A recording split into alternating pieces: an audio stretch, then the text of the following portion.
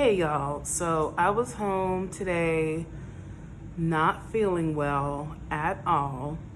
I'll just leave it there with my heating pad. And I'm like, okay, I'm gonna try and watch, perfect day for binge watching because I don't have any plans, I don't have anything to do. Got my PTO in, I'm chilling, I'm just trying to feel better. So I'm like, let me turn on Mare of Easttown because I was listening to a podcast. They're like, oh, Mare of Easttown. I'm like, all right. I had tried watching this show at least 2 times before. And I guess because I was multitasking, I know it's because I was multitasking. I was on my phone trying to watch this show. And I was just like, I fell asleep on it. I was like, I don't care about this. But I kept hearing rumblings, oh, Mare of Easttown. So I'm like, all right, I'm going to give this show one more try. I'm going to try to get into it. So I made sure I didn't have my phone on. I finally, once I gave it my full attention, holy moly, guacamole. Okay, this show is so good. It's good. And I say this as a highly critical person when it comes to TV shows and movies, which is kind of why I started this channel, just because I like to talk about stuff that I watch. And okay, first of all, so it takes place in eastern Pennsylvania. My guess is somewhere outside of Philadelphia.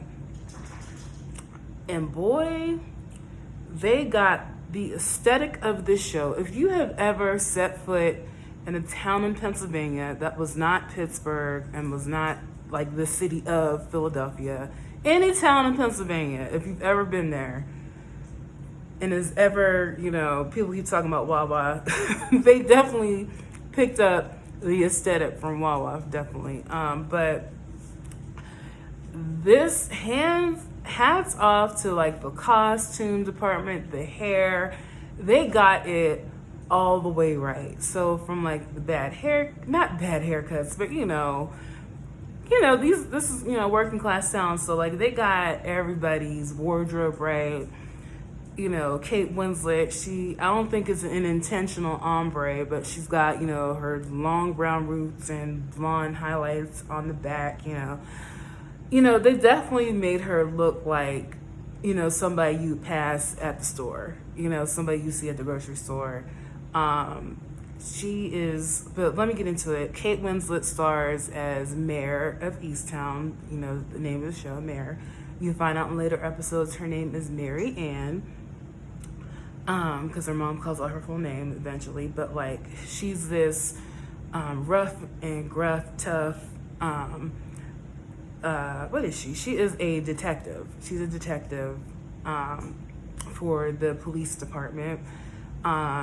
She's kind of, the show opens and basically, everyone, you just get the vibe, the small town vibe that, everyone knows everybody. Everybody is semi-related to everybody. Just as you go through the first episode, you just see how interwoven this town is and this community, how tight woven it is, how everybody knows everybody's business, and I think the writing team, I know it was based on a book, didn't read the book, just watched the series, but the writing team did a phenomenal job putting all of these pieces, layering all of that relationship together in this town. So good.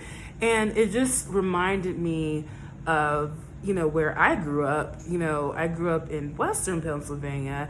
Same deal, working class, small town. Everybody knows everybody. Everybody's in everybody's business. So I just think that whole vibe that they had, that's the word I was looking for. The vibe that they had was just on point, completely on point. Anyway, so let's get to the story. Just a warning, major spoilers ahead in this.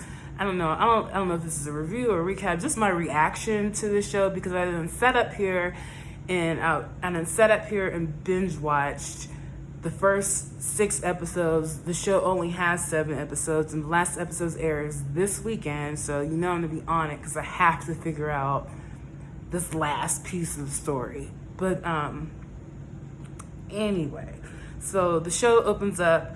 Mare is not well liked at all. She's definitely that anti-hero in the story. She's divorced. Her family, like, basically is super shady to her. Not shady, but like, you can definitely tell that there's like some prickliness between her and her mom because they're kind of catty to each other. Her teenage daughter, who was like in the first episode, is like super disrespectful to her. But then you later learn out why and what's really underneath that. But still, it's like, well, girl, like what? Like, but you learn eventually like what that's all about. But so yeah. So the show opens up and like with like Mare wakes up and one of her elderly neighbors who knows her, that like they called her cell phone rather than calling the police for like the report of like a peeping Tom perhaps that was like in their window, whatever. But so it's just like, just like it was like the perfect like gossipy little old lady who is, not gonna do what you told her to do. Like, she's not gonna follow a process. She's just gonna call Mare because I know Mare works for the police. I'm not gonna call, the police station report. I'm just gonna call Mare. She's cops. That's the same thing, And so Mare is like super irritated and trying to get her to, follow procedure. She's like, look, here's the number. She's like, why didn't you call the police? She's like, I didn't know the number. And Mary's like, goes to her fridge and there's the magnet with the police number on. She's like, here, that's the number. Call them. Don't call me in the morning for stuff like this. And then she just changes the subject. And we eventually find out that Mare was like, 25, it's like the 25th anniversary of her shooting like this winning shot in her high school basketball women's championship game, state championship. And she shot the winning shot. She won the game for everybody. And like, she like deep down she's not deep down, she's visibly like unimpressed and kind of embarrassed by like the honor, because it's like everyone's remembering like this huge victory and like from high school, I mean it was high school, it was 25 years ago, and she's just kind of like, oh, like not really, it's kind of cringy for her. But then we later find out, and so apparently, like, so she eventually gets home, and I know I'm skipping a bunch of stuff. I'm skipping a bunch of it, so definitely watch this. Do not watch this recap and feel like you've seen the show, because I'm all over the place trying to give a reaction. But anyway, she gets home, and, like, everyone's all dressed up, and she thinks they're going to go to her 25th basketball honor assembly, whatever. And they're like, no, they're going to her ex-husband's house to celebrate his engagement to a new woman. And nobody told her. Not one person in her family told her that her ex-husband, who, by the way, bought the house that's behind her house. So not only are they divorced, but they live like on the same block. And he lives like across her backyard, which is like equal parts like ridiculous and hilarious, but that they live so close together and they're divorced, and there's definitely like no love lost there. Like, she is, as I mentioned at the top, very surly, very prickly personality. She's hard to get along with, and as the show develops, we kind of understand why, because and what part of the reason that fueled her divorce was that their son, their eldest son, took his own life. We learned. Turns out he had some mental health issues that, were never not. They definitely sought help for him, but nothing helped, and he ended up ending his own life. And so, and one of the criticisms of Mare is that she never talks about it. She never talks about her son, and she ends up going to therapy and because she really never processed the death of her son. I mean, it's just a lot, but that's just like 1/10 of the story going on. It does not even, like, there's parts of the show that focuses on that, and it's kind of like her processing her son's death, which she's never really taken time to do, is part of that healing process for her throughout the show as she's trying to solve these cases. But let's get to the case at hand. So the first episode, we meet this young girl named Erin. She's only like 17 years old. She's a young mother. She has a 1-year-old son. And we see her ex-boyfriend coming up to pick up the baby. And he's like rude, so cold and mean to her. It was like, couldn't you just have his stuff ready? She invites him in and she's like, you don't want to stand in, it's cold outside. So he stands in, he's just being rude to her, like, hurry up, get his stuff on. And then he had the nerve to bring his girlfriend with him, and the girlfriend is sitting there being disrespectful to her and yelling at her, talking about, don't you text my man again, and all this, just like all that. If you can recall, high school and all that kind of high school drama. But like, even in high school, like, I guess I was definitely, I guess I shouldn't hang around those types of teens, but I don't know, that's like super rude and disrespectful no matter what age. And I kind of don't even want to give them a pass, because they were like just complete, like, they just basically, they made it clear that this girl is definitely completely like disrespected and bullied by her ex-boyfriend and his current girlfriend. Then the dad comes home. So she lives with her father because her mother has passed away. And so her dad gets on her case. He's all, frustrated and mad because he has to help pay for, she's just 17 years old. What can she do? So she's living with her dad, and the dad's paying for diapers and formula. And the little boy, the baby, he needs ear surgery.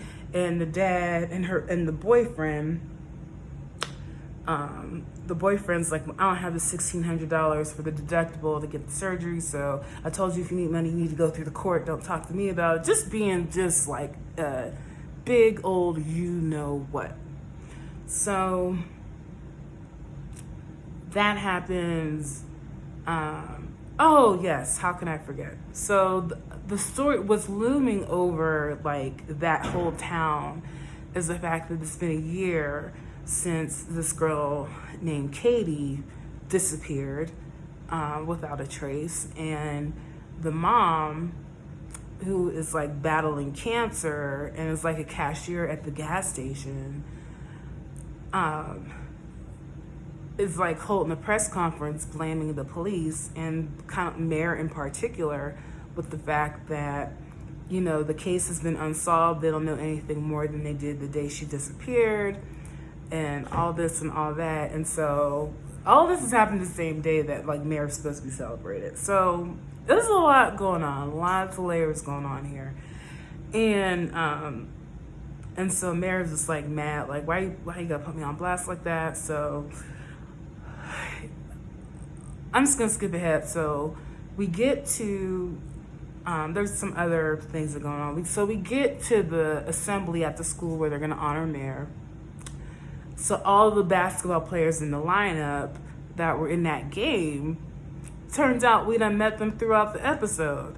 So the lady who like punches her brother in the face for stealing from her, she was on the team, she's in line. Mare's best friend Laura was on the team, so she's in line. The mom with cancer of the girl who's missing, she's in line in front of Mare.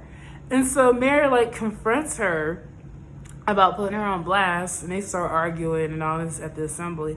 So like, it's just like, just goes to show you like how closely connected this town is, and how, like I said at the beginning, everyone knows everybody's mess. So after this, later in the episode, or I might be getting my episodes confused, I don't know, you just gotta watch it yourself. But Mare, who's just like feeling really low because her family, nobody told her except her mom finally broke down and told her that her ex-husband was getting married. Even though I will give the ex-husband credit, because earlier in the day he tried calling her and she like hung up on him. So he did try. But she just wasn't in that place to be dealing with this. So she's at the bar celebrating with her friends. Sort of. She's kind of just sitting there kind of morose, but she's having her Rolling Rock, which I was like, okay, that's a nice nod to PA. Rolling Rock, Latrobe, PA. But Rolling Rock and this guy, what was his name? Richard the writer, and who I will from henceforth call Silver Fox. Okay, so he enters the picture and he, gives her a pickup line. She's like, she kind of buzzes him off, and then she goes talk to her friend. She's like, "But come and get me in 20 minutes or whatever, in case he's lame." And so anyway, she ends up going back to him, and they hit it off and go back to his place, and you can fill in the rest. And so there's that. But lots of little funny stuff throughout. Basically, so the girl Erin, the teen, she's not pregnant, but she had the baby. So she's texting with this guy throughout the episode, and she's all excited because it seems like, somebody might finally love her, So she meets him out at the woods, which just seems like, why would you meet someone you've never met at the woods? Even though it's like a party spot in the woods and there are other teens around. But still, it's just like, it's just dangerous, So anyway, she goes to meet this guy in the woods. She ran into some friends from high school, and it's awkward because they're like, "Oh, well, how's the baby? I saw him on Instagram." Just a lot of this like weird stuff. And like they were the type of friends who were like aren't really your friends, and they would like talk about you as soon as you walk away. It was one of those kind of interactions, and like I couldn't stand them on behalf of that. Just fake people like, afterwards, just rude. Anyway. So she goes off to meet him, and as soon as she gets there, call Nev, she was catfished, okay? She gets there, and it's a group of teens ready to beat her up. Leading the way is the ex-boyfriend's current girlfriend. I think her name's Brianna. Yeah, she was catfished by Brianna. And Brianna starts punching her and basically whooping her, and people were just standing around watching it. And then, as teenagers do, one was filming the whole thing and put it online, just rude. And the ex-boyfriend, and she is the mother of his child, he's just standing there doing nothing because apparently he hates her for having that baby. So they beat her up, and then Mare's daughter, Siobhan, her name is, she stops it. She protects the girl and walks her, gets her away from Brianna, and then she stops the fight, and then the girl just wanders off in a daze. Erin, the teenage mom who got beat up, just wanders off. She didn't want any help. Then, at the end of the episode, surprise, surprise, Erin is found dead. So, it's just it was just so sad, but that was the end of episode 1. And I'll just stop this video there because I don't want to make a 40. I guess if I go episode, it would be a 40-minute episode. So I'll stop here and I'll see you next video.